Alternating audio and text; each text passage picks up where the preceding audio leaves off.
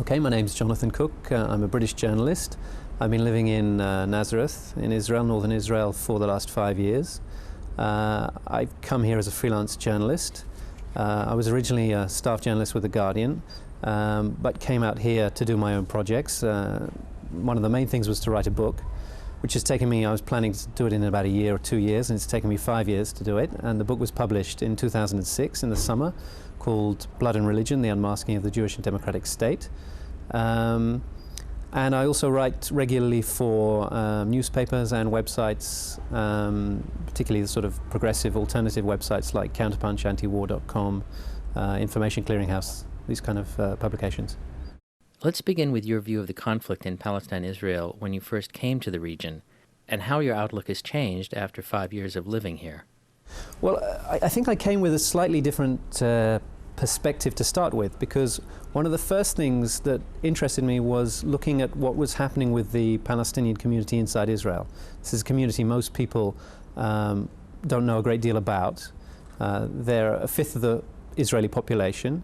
They've been here since 1948. They have citizenship, and they're not strictly speaking part of the conflict.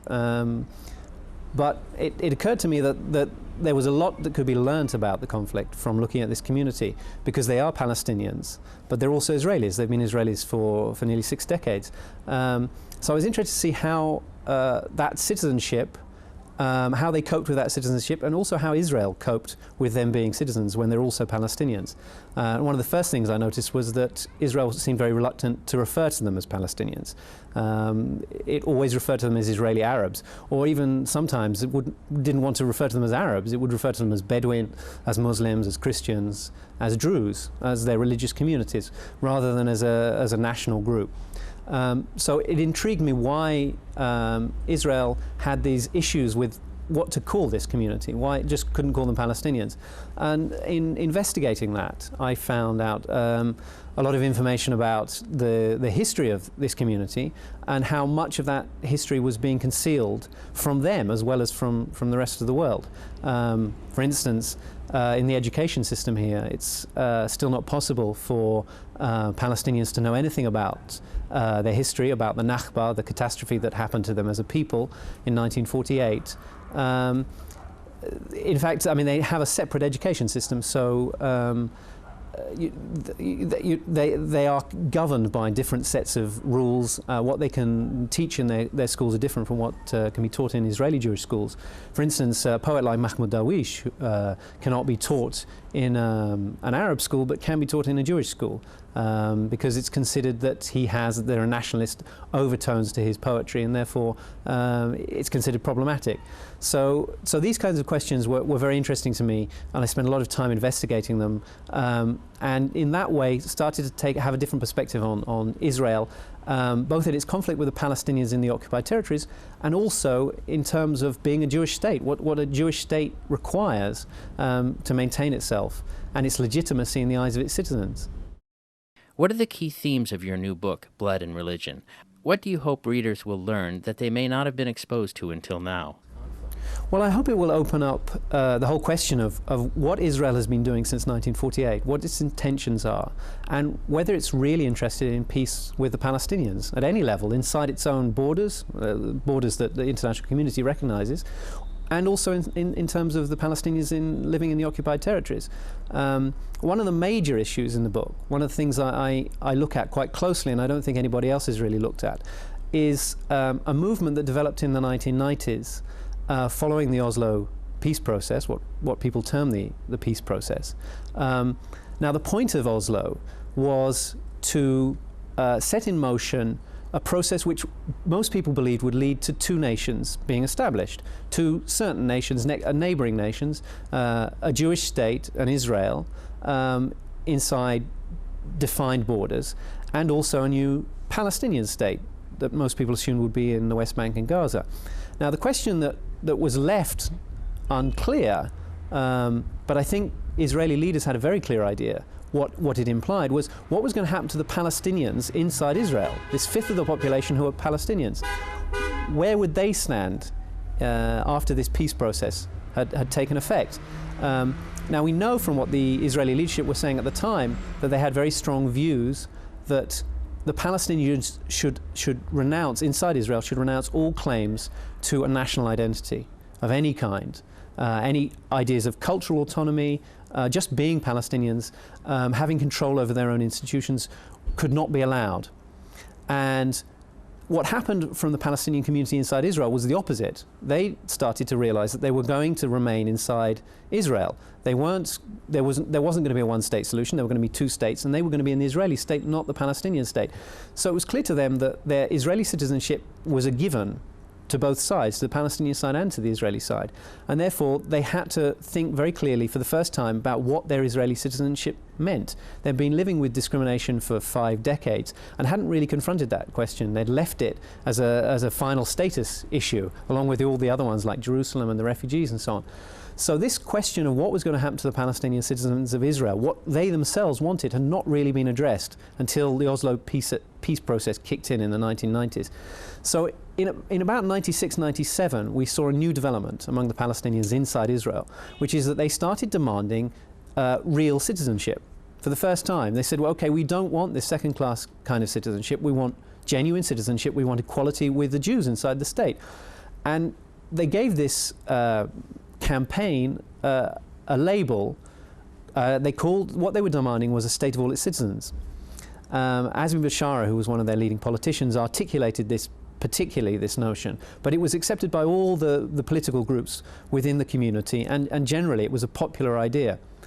Now for Israel it created major problems. Israel realized that the idea of a state of all its citizens, just the idea of it, was problematic because it immediately highlighted that Israel wasn't quite what it was claiming to be, which was a Jewish and democratic state. It started to suggest that there was a conflict between the Jewish definition of the state and its democratic self-definition, that these things were opposed rather than complementary.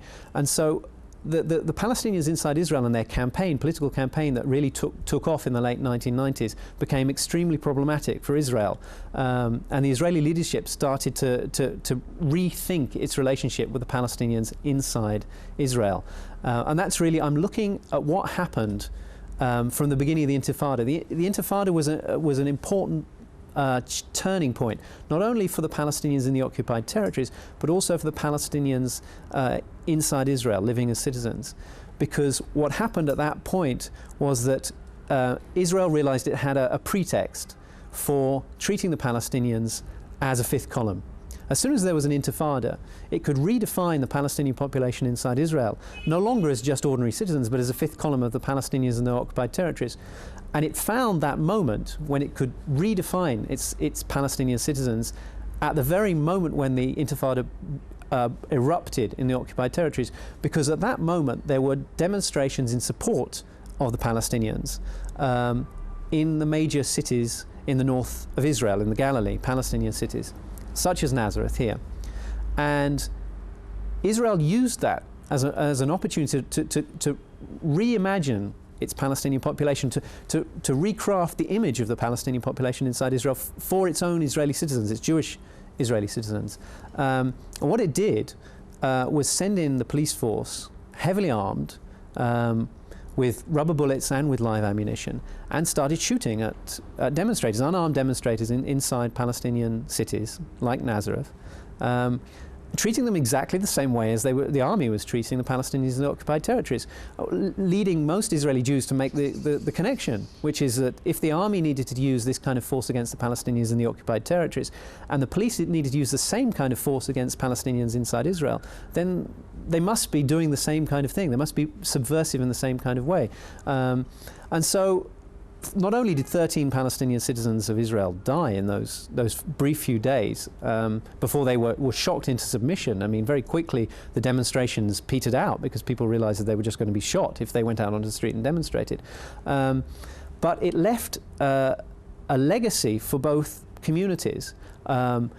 The legacy for the Israeli Jewish community was a view of Palestinians inside Israel as no longer proper citizens, as no longer loyal citizens, even though that they'd created virtually no problems for 6 decades.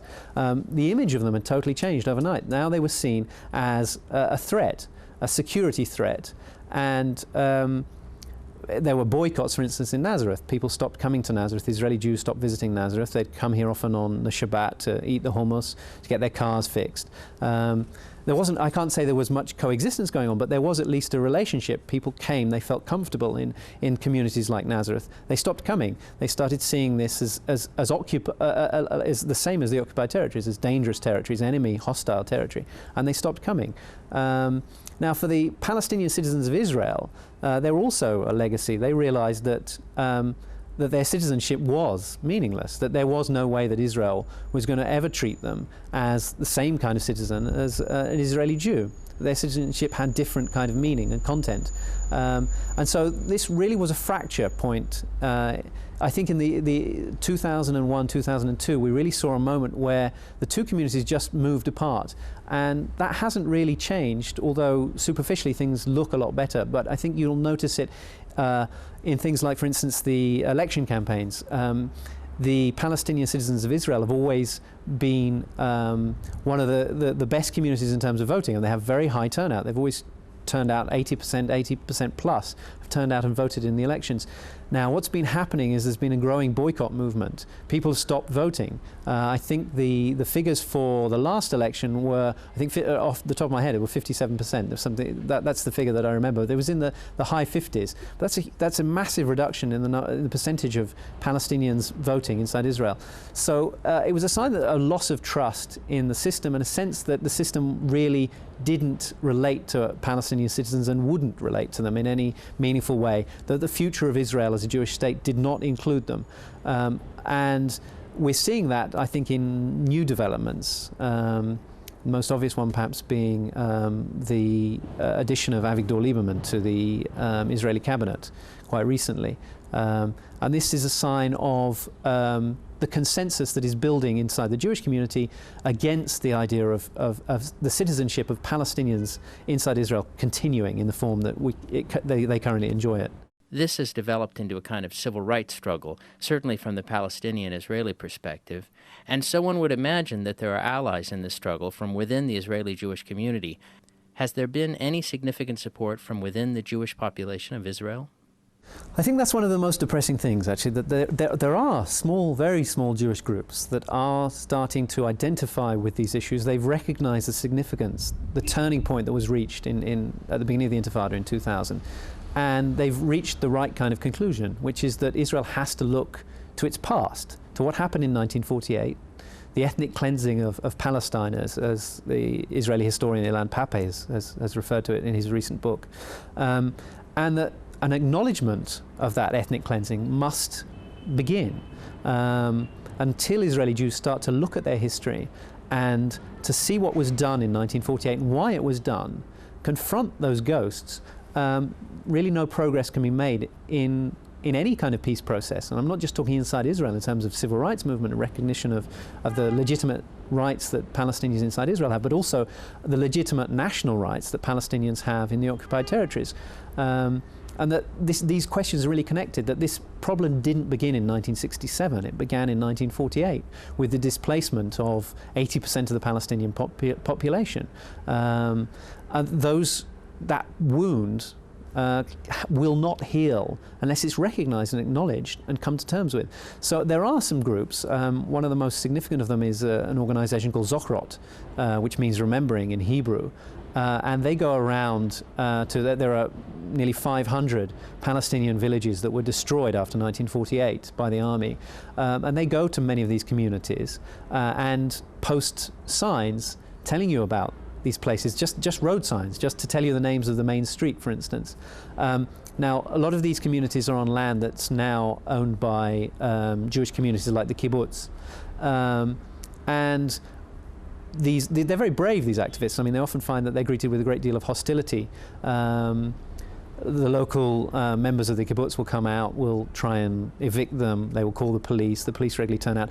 Only 2 weeks ago they had a demonstration in what is now called a mixed city called Ramleh, which was originally a Palestinian city before 1948. There are ghetto neighborhoods, Palestinian ghetto neighborhoods attached to Ramleh, which is really a Jewish city with these ghetto neighborhoods. And they went to these areas to post signs telling you what these streets were called before 1948. They now all have Zionist names, but before that they had their original Arabic names, and the police turned up and evicted everybody, and they arrested several members of Zochrot.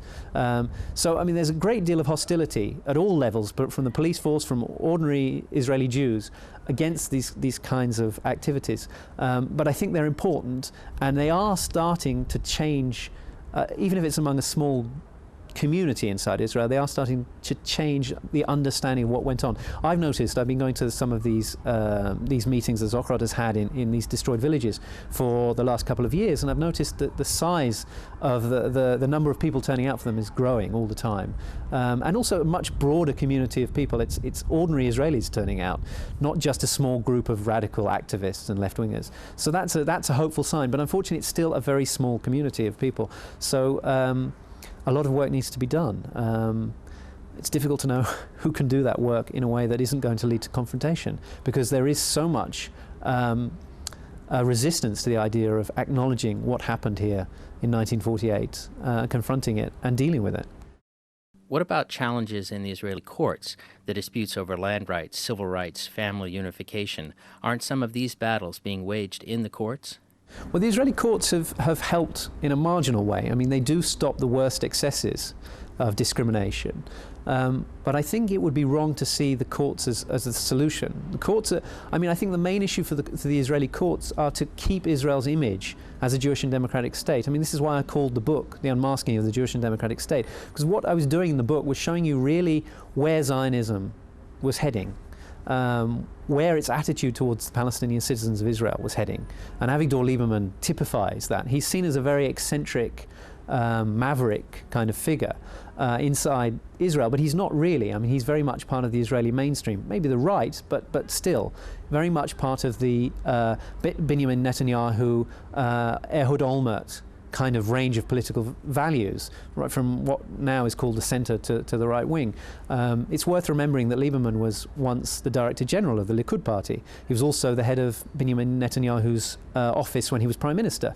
So Lieberman is not some freakish character who's come out of nowhere. I mean, he's come very much out of the same tradition as people like Olmert and Netanyahu, who really are where Israel is heading. I mean, the Labour Party has become a much weaker force politically. But I actually think it's important to remember, and this is maybe goes back to the question of the courts. I mean, the courts see themselves very much in the tradition of Labour Zionism. They see themselves, I mean, somebody like the former Chief Justice, Aaron Barak, you might compare him to a figure like Shimon Peres. He's seen as kind of essentially as a left-wing figure inside Israel. But I think you've got to remember people like Peres, Rabin before him, were part of this whole movement that was designed to ethnically cleanse the Palestinians. They were part of the process that engineered that ethnic cleansing. Rabin was there and actually was part of the ethnic cleansing of a major Palestinian city, Lid, in 1948. Peres was a later figure, but I mean, he was involved in another episode that people tend to forget about, which was in 1976 here inside Israel, when there were demonstrations against the land thefts that were being organized by the state in the 1970s and before. And in 1976, the Palestinians inside Israel had their first demonstration, peaceful protest in their communities against these waves of land confiscations. And Rabin and Peres, who were in charge of the country then, sent the army in, and 6 Palestinians were killed in a community not far from Nazareth here called Sachnin. So there's been a history of Labour Zionists committing the same kinds of crimes against the Palestinians that we see the right wing now demanding. But they're not really breaking with the traditions of Zionism inside Israel. I think that there's been a continuity in terms of this, and I think you see this very much with the courts. The courts are very interested in preserving Israel's image as a democracy, and therefore the grosser abuses of civil rights here against the Palestinians are curbed, as they are in the occupied territories. But the fundamental issues are never dealt with, and they're not dealt with because they are the backbone of Israel being a Jewish state. For instance, the nationalization of 93% of the land inside Israel, which can be leased only to Jews and which Palestinians have no right or access to. This is a fundamental tenet of Zionism as it has been applied by Israel. the idea that the land here is being held in trust, not for Israeli citizens, but for Jews around the world. Now, the courts can't dare touch that issue, can't confront it, can't overturn it, because to do so would be to negate the whole concept of Israel as a Jewish state. So the courts will never deal with that kind of issue, and they will never make reparations to the Palestinians on that level. And I think you see the same kinds of things happening in the occupied territories. There's certain issues which cannot be dealt with and which are always termed security issues. So you will see, for instance, that the court will make minor adjustments to the path of the wall going across the West Bank, where it's indefensible. The annexation of land to Israel, farming land and communities cut off from their land. Where things get too bad, where it looks too bad for Israel, the courts will meddle. But on the essential issue of the wall being built inside Palestinian areas, the courts won't touch it, because to touch it to look at it, to examine it, to confront it, would be to start to question the whole basis of what Israel is doing and where Zionism is heading. And the court is not courageous enough to do that. So I don't think we should look to the court to help at that kind of level. Could you describe some concrete examples, perhaps drawn from your book, or perhaps from some of your recent articles, to describe what life is like for non-Jewish citizens of Israel? What sorts of discrimination does one confront in Israel today? Well, I think it works at all levels. And right from when you start your education, let's maybe take some of the main themes. Education. If you grow up here, you have a state education system. Two separate state education systems, one for Jews, one for Arabs. The Arab education system is run by Jewish officials. There's no control over the education that the Arabs have here. So, for instance, the teachers here, if you want to be a teacher in an Arab school here, you have to submit to security checks from the Shin Bet, the domestic security service. If they don't like you, they don't like your family, they don't like what you want to teach, they don't agree with your political perspectives, if you have ever been involved in any political activity, you can't be a teacher here. So let's just look at the schools. If you're a child going to an Arab school here, you go to an institution which is run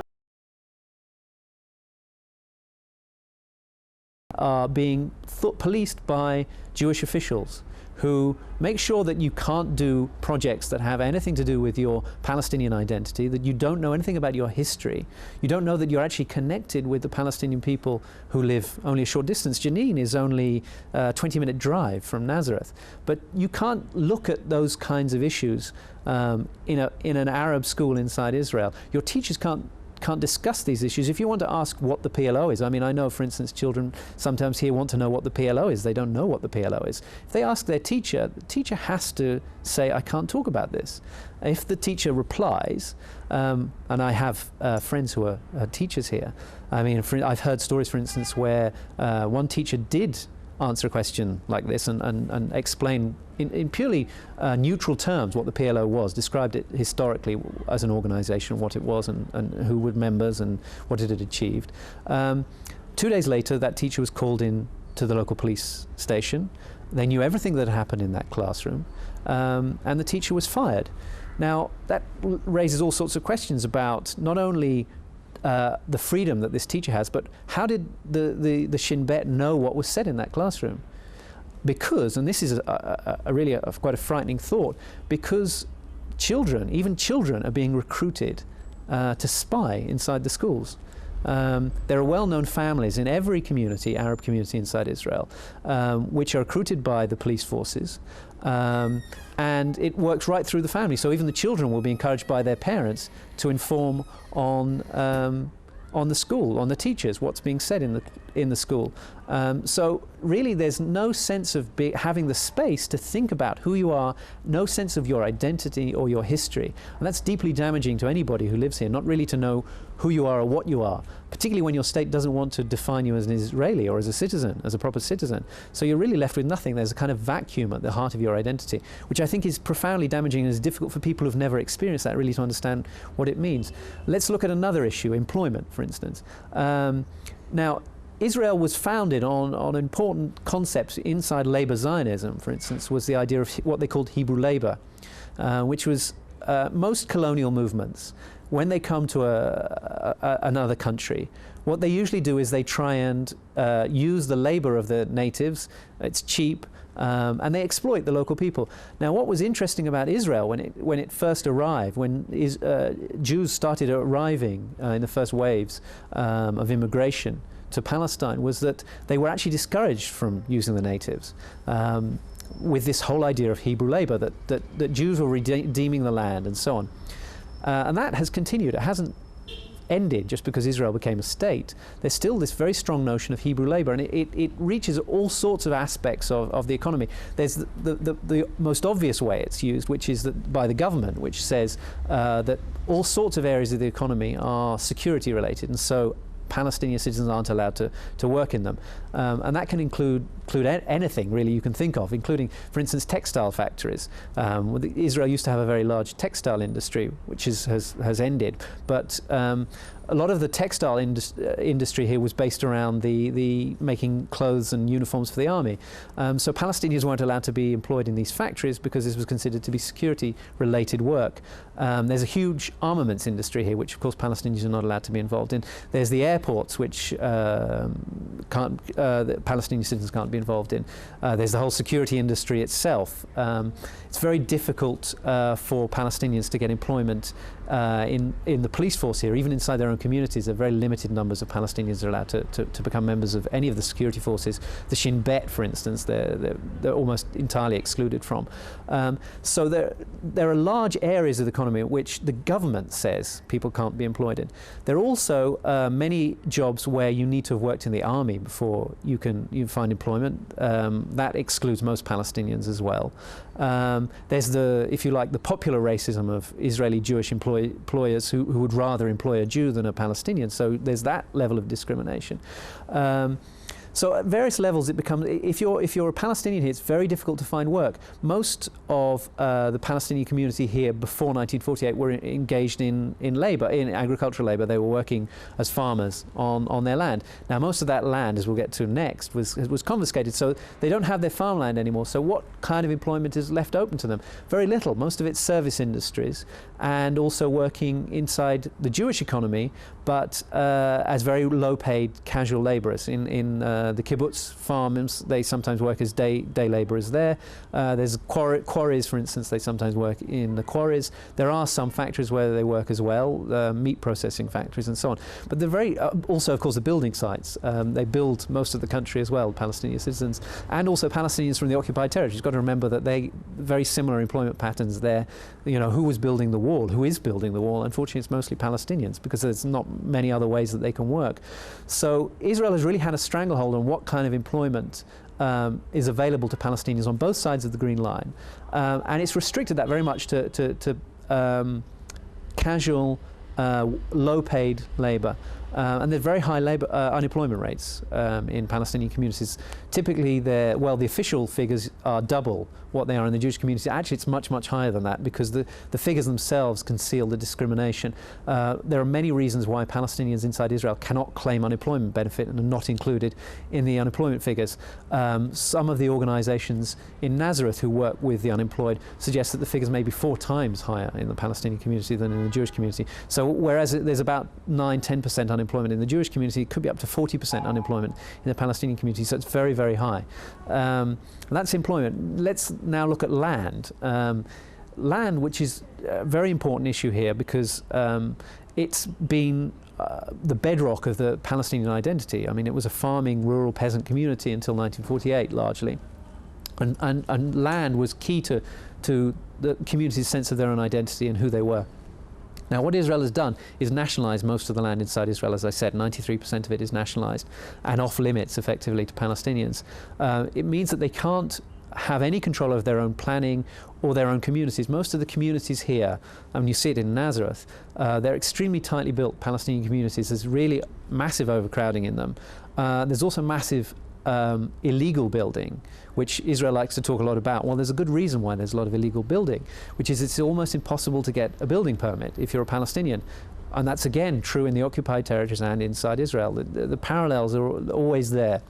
So if you're a Palestinian inside Israel, not only do you have no control over your own communities. The municipality often has no control over its own communities, because the decisions are taken by planning committees, which again exclude Palestinian citizens. They're not entitled to make their own planning decisions. So Jews decide whether you can build buildings inside Palestinian communities, including inside Nazareth. So if you want to get a building permit, you have to go to a Jewish planning committee, which makes a decision for you. Usually it turns you down, which is why there's so much illegal building inside Palestinian communities, because they can't get permission to build.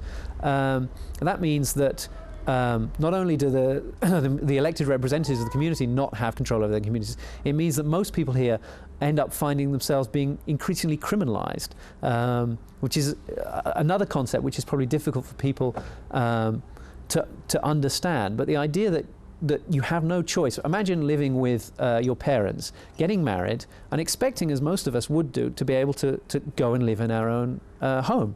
Here it's a big problem. You can't. There's no Palestinian communities have been built inside Israel since 1948. It's the same number of communities, 123, that existed in 1948. So where you can live is only in the communities that existed in 1948, pretty much on the same land that was developed since then. So, for instance, you can't, as a young professional couple here, go and buy yourself an apartment in another community. Perhaps a new community has been built where you might be able to create the kind of networks of organization, sense of your own community, establish new ideas about how to live in a new community. These kind of possibilities are totally denied to you. You have to live in the communities where your parents live. Now, what happens for most people is that they end up building on top of their parents' home. Those homes are usually illegal, and in building an illegal home on top of your parents' home, you make your parents' home illegal as well. This works at all sorts of levels in terms of creating stresses within the community. There's no real professional class, and there never has been a professional class inside Israel among the Palestinians, because people cannot develop their careers in terms of employment. They can't get kinds of jobs that would lead to a professional class here. For instance, engineering is not allowed. I know several people who are trained as engineers, but they can't get jobs as engineers because nobody will employ them to be an engineer, because most of the engineering projects here are seen as security related. Again, they're often to do with the occupation, building settlements in the occupied territories, or the infrastructure that leads to these settlements. So you can't get a job, for instance, as an engineer. So not only is there not really a professional class here because of employment restrictions, but also because of the very tight nature of people's geographic location. You end up living next to your parents, and that might not sound so bad, but in terms of the way that the society itself can develop, it's extremely restrictive. It means that people don't have the freedom to break with the traditions of their community. What they end up doing is because of social pressures to lead lives very similar to their parents' lives, it becomes a kind of restriction, a break on where you can head, how different you can be. These are like very, if you like, rural communities. Even though Nazareth is a fairly large city, it's 70,000 people, and it lives there. There is a number of communities Palestinian communities bordering Nazareth, which make up a kind of conurbation of about 190,000 people. The communities dotted around Nazareth. People still living the way they were living 30, 40, 50 years ago, because there's no place where young Palestinians, young professionals can reinvent their identity, reinvent their kind of lives that they want to lead, and break away from the restrictions of the society that are already here. And Israel wants that. I mean, that's planned. I mean, that's the intention, is to ensure that the focus of people's lives is extremely restricted, it's extremely narrow, and that they can't start to reimagine a way of living or organize in ways, new ways. I think I'm probably drifting here a bit, but it's difficult to explain exactly what I mean here. It's hard not to interpret some of these policies, certainly those Israeli policies imposed in the occupied territories, and also those imposed on Palestinian Israelis, to interpret these policies as a deliberate effort to drive Palestinians out, to force them to see their future as professionals, as academics, as lawyers or doctors, to see their future outside of Israel, Exactly. to leave the country, to go somewhere else, to go to Europe or go to the United States? Well, I'll give you a good example. There's been a campaign here among the Palestinian citizens of Israel for many decades to create Israel's first Arab university, teaching in the Arabic language. It's never been allowed. Israel has always made sure that it wouldn't happen. Now, there are good reasons why it doesn't want an Arab university. It would help create this professional class, this leadership that would help Palestinians, organize Palestinians inside Israel, give them new vision, new understanding.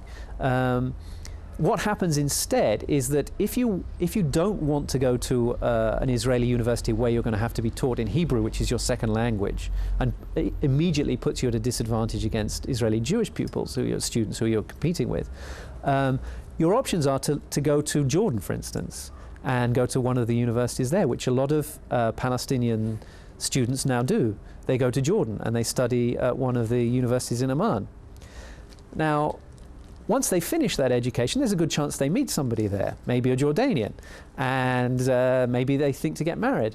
And there's a good chance that they won't come back. And that's exactly how Israel likes it. And you'll see that in all sorts of policies that are here, which encourage people to leave. There was one of the few political parties, dissenting non-Zionist political parties that were allowed inside Israel was the Communist Party. It was mainly because in its early days, the Jewish community was the organizers and leaders of the Communist Party inside Israel. So it was difficult to ban it. But one of the benefits for Israel in terms of its Palestinian community was that the Communist Party used to give grants to Palestinians to go and study. Most Palestinian intellectuals here could not get to an Israeli university. The restrictions were too severe. So if you wanted to get an education as a doctor, as a dentist, as a lawyer, some of the main trades that are allowed here, as I said, the service industries, what would typically happen is that you would join the Communist Party here and then apply for a scholarship. And often people got scholarships. A number of people I know here who speak East European language. I mean, all sorts of languages: Moldovan, Hungarian, Russian, and that's because they studied and trained in the communist bloc, in the Soviet bloc. Now, many of them didn't come back. They married a Moldovan or Hungarian, and they stayed there. And again, Israel was quite happy with that arrangement and encouraged it. And it was one of the reasons it made it so difficult for there are many reasons, but one of the reasons it made it so difficult for Palestinian citizens to get to Israeli universities, as is still the case. It's still extremely difficult for them to get to universities and still underrepresented there. What are some of the other elements of the conflict that you address in your book? I think the other really important issue, which we haven't mentioned so far, is and it's a key question for Israel, again, both sides of the green line, is the question of demography, the question of numbers. Who has the larger number of people? And that's been a Zionist obsession, as we know, since before 1948. It was one of the driving forces for the whole program of ethnic cleansing that was carried out in 1948. Because Israel, to be a Jewish state, needs a very strong Jewish majority. Otherwise it doesn't have the legitimacy. If it's kind of 50% Palestinians, 50% Jews, difficult to sell that idea of a Jewish state as a legitimate idea. So Israel has been working assiduously for many decades to ensure that demographically it's in control, that it has the higher numbers. Now, one of the questions that I look at in the book is this whole problem of the numbers game for Israel. One of the things that Ehud Olmert mentioned in November 2003 in an interview in Haaretz, shortly before Ariel Sharon announced the disengagement, in an interview he said, the biggest threat to us, I'm paraphrasing here, but the biggest threat to us would be if the Palestinians start a campaign, a struggle for one man, one vote, just as the blacks did in South Africa under apartheid, because this would look like a legitimate struggle. And that would be dangerous to us as a Jewish state. And it's not insignificant that a month later, Ariel Sharon mentioned for the first time at the Herzliya conference his idea for disengagement from Gaza, because the two ideas are intimately linked. The disengagement from Gaza, and this is one of the major arguments I make in the book, was entirely a demographic move. It was a way of buying time for the state, just as demographers inside Israel were warning that the numbers of Palestinians and Jews were reaching parity, that within 10 years, there would be a similar number of Jews and Palestinians inside the greater Israel area. It was at that point that Sharon was sold on the idea of the disengagement. Gaza had never been particularly important to the Zionist dream. It had a large number of Palestinians, 1.4 million of them. By getting rid of them, severing them off from the greater Israel dream, he immediately bought Israel a couple of decades to sort out its other demographic problems, which was Palestinians inside Israel and also the Palestinians in the West Bank. So, and I think it's important to realize that the demographic threat is seen to be as much inside Israel, if not more inside Israel, than it is in the occupied territories. This is often overlooked. And Israel has been working very carefully over the last few years to manage the demographic problem inside Israel. And that's where we're seeing the new ideas, like the Lieberman ideas, about transferring the population from inside Israel into the occupied territories. And one of the major arguments I'm making in the book is that the disengagement and the idea of convergence, which has now been put on hold, but effectively it's happening anyway because the West Bank wall is still being built. I mean, that's the new political line Israel is creating. Well, what's the significance of that political line? And I think the significance of it is that Israel will create some kind of series of ghettos which it will then want the international community to call a Palestinian state. And it will then say, well, that is the place where the Palestinians have their right to recognition and to exercise their sovereign rights. That is a Palestinian state. If you want to be a Palestinian, go to that Palestinian state. And that's basically Lieberman's argument. His argument is, if you want to be a Palestinian and you're a citizen of Israel, well, then you have to renounce your citizenship and go and live in that Palestinian state. That's the whole concept of this transfer of the Little Triangle, this area that's very close to the West Bank, which he wants to be moved in on the other side of the wall, so it will become effectively part of this Palestinian state, this pseudo-Palestinian state that they're talking about. They're also talking about the idea that if you want to demand a state of all its citizens, which is seen as treasonous and subversive, that will become an illegitimate political platform inside Israel. It already, in fact, is an illegitimate platform. It's not possible as a political party to stand here and demand or to not acknowledge Israel as a Jewish and democratic state. It hasn't been enforced yet, but that is the law. So at some point we can assume that Israel will start enforcing that. But what people are talking about is loyalty oaths. And I think that's what's likely to for the rest of the Palestinian community inside Israel to face quite soon, will be these loyalty oaths. You will have to pledge allegiance to Israel as a Jewish and democratic state, which will negate any claims you might have to Israel being a state of all its citizens. That's the way you negate that threat. You say, well, if you want to live inside Israel and be a Palestinian, you have to acknowledge that Israel is a Jewish and democratic state, and you can't challenge that. And if you want to, then you have to go and live in this pseudo-Palestinian state we're creating next door. I think that's the game plan. How soon it will be realized, how effectively is difficult to say, but that's the vision that emerged. I think that's the Sharon vision, it's the Olmert vision, and I think it's also the Army's vision, and that's what we're seeing being created at the moment, a series of ghettos which will be called a Palestinian state. They'll be behind a series of walls and fences, and if you want to be a Palestinian inside Israel, then you're going to have to say, okay, well, my Palestinian identity is just a kind of symbolic identity, it doesn't have any real meaning, and I pledge allegiance to Israel as a Jewish and democratic state, which, in other words, I have to pledge allegiance to a state which discriminates against me, which doesn't recognize me as an equal to a Jewish citizen. And that's going to put Palestinians inside Israel in a very difficult situation. They're going to be faced with a choice of either accepting their second or third class status inside Israel permanently, or leaving the state, going and living in a state which is, as we've seen in Gaza, even after the withdrawal of the settlers and of the army, it's no kind of life, it's no kind of statehood. It's a prison, a very large prison. And I don't think many Palestinian citizens of Israel are going to opt for that choice. So they're effectively going to have to buy into their second or third class citizenship. And I think that's a clever move by Israel, and it might well be bought by the international community. I'd like to ask about countertrends. Yeah. The description of these Bantustans, the strategy being imposed on the West Bank, it's not something new. We have the recent history of South Africa as a precedent, as a guide to where this may lead.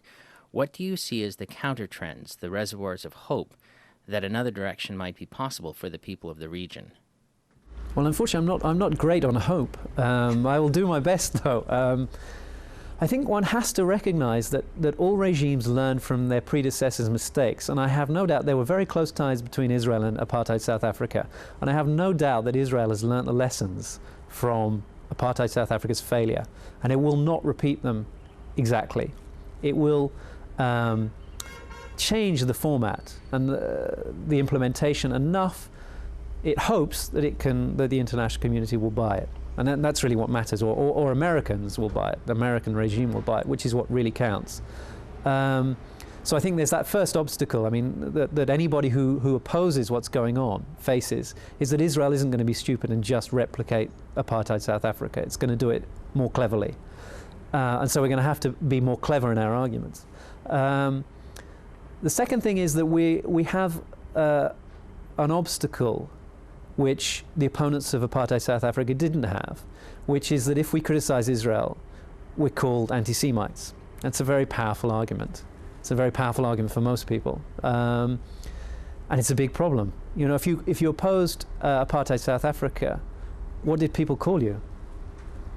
You know, they didn't have a word for it. I mean, if you supported the rights of the black people of South Africa, in general, that was seen as a good thing. It helped also that America has a large black community population, and so you had support on your side if you were fighting for the rights of the black population of South Africa.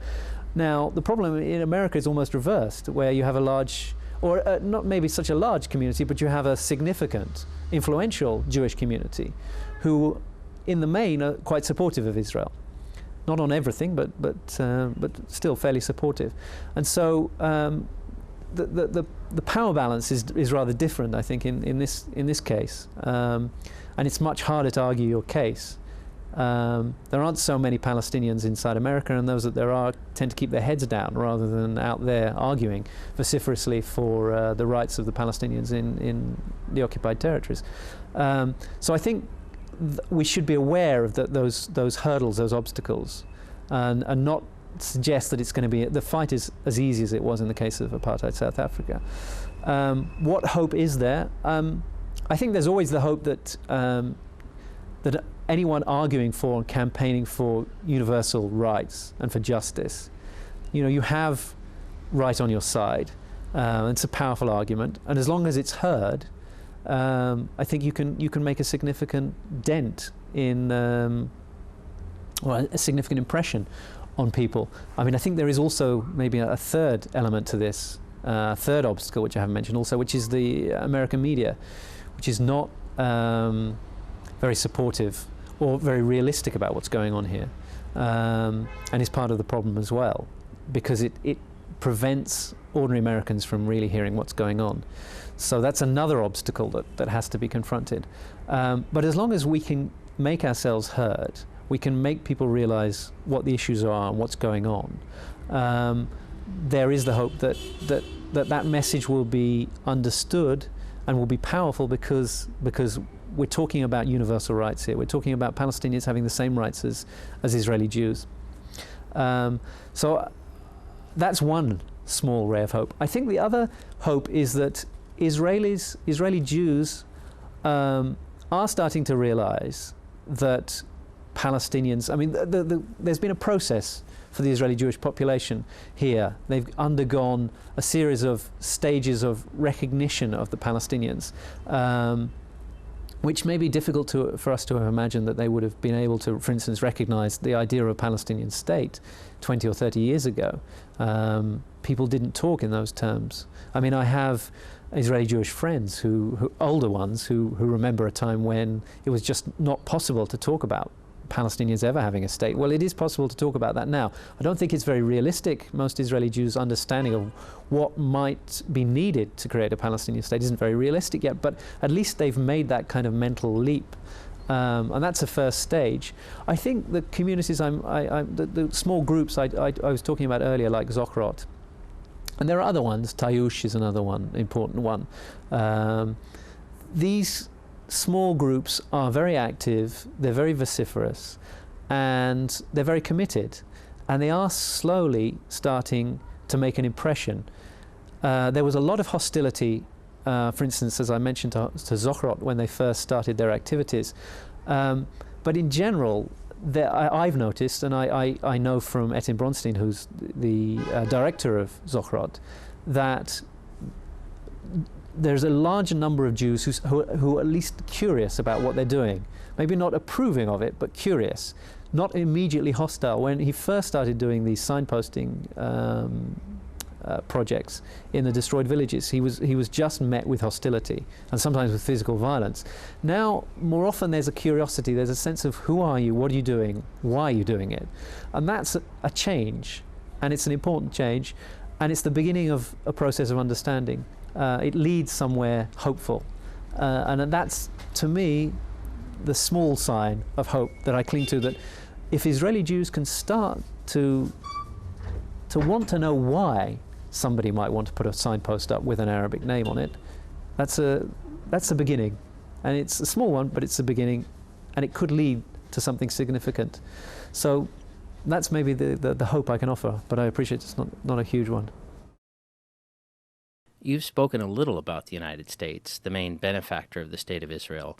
Could you talk about the United States' role in influencing the direction of events here? Yeah, that's a difficult question. It's a particularly difficult question maybe for me to answer. I'm not American, I'm British, and I live in Israel, and have been for the last 5 years. So I tend to see things from this end rather than, I read a lot about what's going on in America, but again, it's not my personal knowledge that I'm drawing on here. It's my impressions from reading the media. I think that we're in a state of flux right now. I think Americans are in a state of flux about the whole Middle East. I mean, there are big questions being opened up. Really, Israel had a little comfortable monopoly on what was going on here in terms of our understanding. Israeli soldiers were the ones that died in wars against the Arabs, and so it was difficult to question what Israel was doing, and they were the ones suffering, so who are we to tell them what to be doing? But that's not true anymore. I mean, there are lots of Americans, as we know, dying and being injured in Iraq, not so far away. And the question is, why are they there, and what are they achieving? And is there a connection between that and Israel? Israel was one of the big cheerleaders of the invasion of Iraq. I mean, I was here at the time, and I remember how there was almost uniform support for the idea of invading Iraq. And we know that neoconservatives who have a strong affinity with Israel were also key movers behind the whole idea of invading Iraq. So I think that these kind of questions are starting to be raised for the first time in America. People are asking, what's Israel's role in the Middle East? What's it trying to achieve? And how does that relate to us in America and our involvement in the Middle East now? And as we've seen with this recent paper by Walton Mearsheimer, some significant people in American intellectual world, and I think we're starting to see beginnings of people raising issues about what is American foreign policy in the Middle East doing, what's it trying to achieve, and who's pushing for what. So I think there are questions being raised. I mean, it's clear to me, even from here, I can see that Americans there is a movement there. People start to question what's going on and whether Israel is playing fair in the Middle East. Whether there is a connection, as we've also seen with this recent Hamilton-Baker report as well. Question of how connected are the questions of what's happening to the Palestinians and wider issues and problems America's facing in the Middle East. Hostility. So I think that Israel hasn't got a monopoly on wisdom anymore.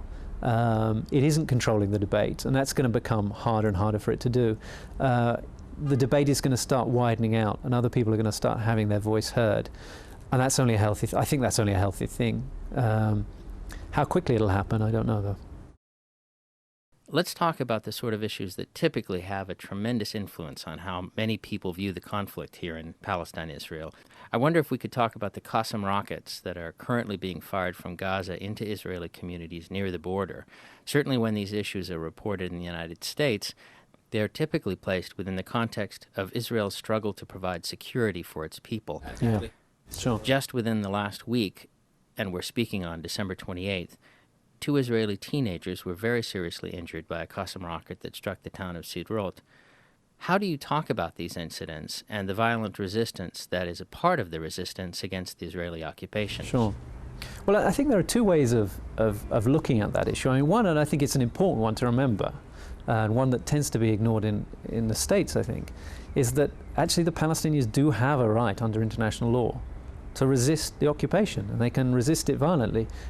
We can then have a debate about what's sensible resistance or what's productive resistance and what's harming their cause.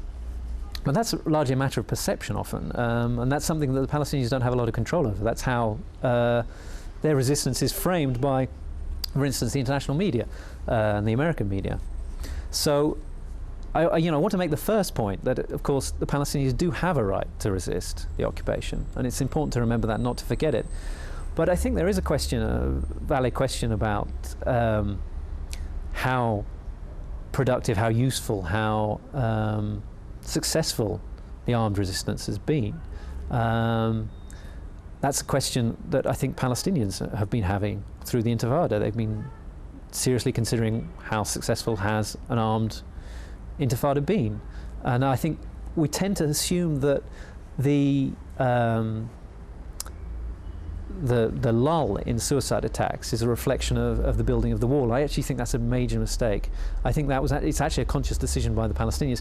What people possibly abroad don't realize is that the wall is far from finished, and there are major gaps in it, including in Jerusalem still. So that any suicide bomber who wants to get into Israel still pretty much can. I mean, if you're determined to get into Israel, and we can assume suicide bombers are pretty determined, they can get in. So the question is, why has there been such a drop in the number of attacks? And I think that's a conscious choice by many of the Palestinian factions to stop the suicide bombings. I think they realized they weren't being helpful to the Palestinian cause. And we tend to just assume it's because entry to Israel has been blocked. I think that's far too simplistic a view of what's been going on. So there is a debate within Palestinian society about what to do. But I think maybe the most important point, which is usually neglected, is that most of the time Palestinians are resisting in non-violent ways to the occupation, and it's almost entirely ignored. When they resist non-violently, nobody notices, which is one of the reasons I think that the Intifada turned so violent, was because Palestinians realized that unless they were violent, nobody really noticed. Nobody took note. The media didn't turn up. One of the most high-profile, but still not very high-profile, acts of resistance that has been happening every Friday for more than a year now has been in a small village called Bilin, where Israel is building a wall on Palestinian land, annexing farmland from that village and destroying any hope of the livelihoods of the people who live there. Now there's been demonstrations, non-violent demonstrations there every Friday for more than a year, attended by local Palestinians, by international solidarity activists, and by Israelis, both Palestinian citizens and Israeli Jews. That's had virtually no coverage. There's very little coverage of that, and it's significant because those non-violent demonstrations have been greeted by the Israeli army with violence. What's happened to those demonstrators is that they've regularly faced rubber bullets, some live ammunition. People have been shot, injured. They've been using experimental crowd control techniques, which has been covered by the Israeli media. I mean, the Israeli media have written quite extensively about this, but you very rarely see anything written in the international media or American media about this. So that's a high-profile example of non-violent resistance. But of course, there are small examples of that going on all the time. Just the struggle that Palestinians make every day to go to their schools or their universities or hospitals, these are forms of non-violent resistance, the occupation, because the occupation is all about stopping them doing these things. These 500 plus checkpoints that exist all over the West Bank are designed to stop Palestinians leading normal lives, to going to school or university or to hospital, or getting to the market to buy things or to sell produce. So just turning up at the checkpoint and refusing to be intimidated by it is a form of non-violent resistance. But of course it gets no coverage whatsoever. So I think in a way the whole question of resistance has become a trap for the Palestinians. If they resist in non-violent ways, nobody notices, nobody cares, and Israel wins. And if they resist violently, then everybody condemns them and calls them savages and barbarians. So really they can't win on that argument. I think the whole question, which is why it brings us back to the question of what are their rights under international law? Well, their rights under international law are that they have the right to resist the occupation in any way they choose, which is violently or non-violently. Obviously they should be resisting insofar as they can, in ways that target military facilities, soldiers and so on.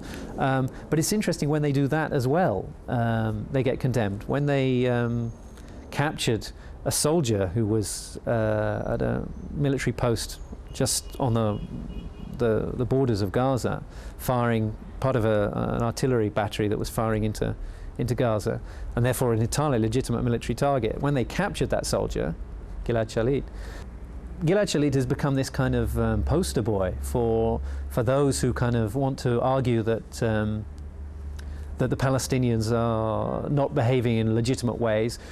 It's being used by the politicians to justify the sanctions that have been imposed on the Palestinians. I mean, it's become a kind of contributing factor to an argument that was already being made against Hamas and its election. So I think in these kind of ways that the Palestinians can't win, and I think that's the way the whole thing is set up, so they can't win. Israel and America have kind of engineered the debate, the argument, in such a way that whatever the Palestinians do, they're playing foul. And I think it's important that we highlight that all the time as well. There is no way that the Palestinians can behave which is going to encourage Israel to start saying, yes, these are people we can negotiate with, or to say, oh yeah, okay, Hamas can do the right thing. I think that's one of the reasons why the Palestinians have ended up with a Hamas government, because they've tried the route of collaboration. Fatah was renowned for helping Israel. I mean, even some of its senior figures were involved in selling cement to the Israelis to build a wall. I mean, there's some rather unpleasant and unsavory episodes involving Fatah, which ordinary Palestinians were very aware of. It didn't matter that Fatah was playing Israel's game. Israel still didn't move towards creating any kind of Palestinian state. So I think Palestinians realized that there was no point even in staying with their political leaders who were prepared to collaborate or prepared to go easy on Israel. They decided to play tough, and Hamas was the natural choice for them. Now we're condemning them because they've made that choice, but we're the ones who forced them into making that choice, because we didn't do anything, we didn't encourage them, we didn't give them any prizes or awards for doing what we wanted them to do, or said we wanted them to do. And I'm using we here rather. But you know, I think that the international community has to take responsibility for the election of Hamas. Hamas is a sign that the Palestinians are fed up with being lied to, fed up with being mistreated, and that they're no longer prepared to play ball in that kind of way. You've been listening to an interview with Jonathan Cook. Jonathan Cook is a British journalist and author based in Nazareth, Israel. His book, Blood and Religion, The Unmasking of the Jewish and Democratic State, is just out from Pluto Press. The interview took place in Nazareth on December 28, 2006. You can read more of Jonathan Cook's reporting from the Middle East by visiting his website at www.jkcook.net. You can find out more about this program by visiting our website at www.pdxjustice.org. You'll find links to related websites, as well as other interviews and lecture programs featuring Ali Abunimah, Phyllis Bennis, Ilan Pape, and many others. Thanks for tuning in, and thanks for supporting public access cable television, net neutrality, and all forms of grassroots democratic community media.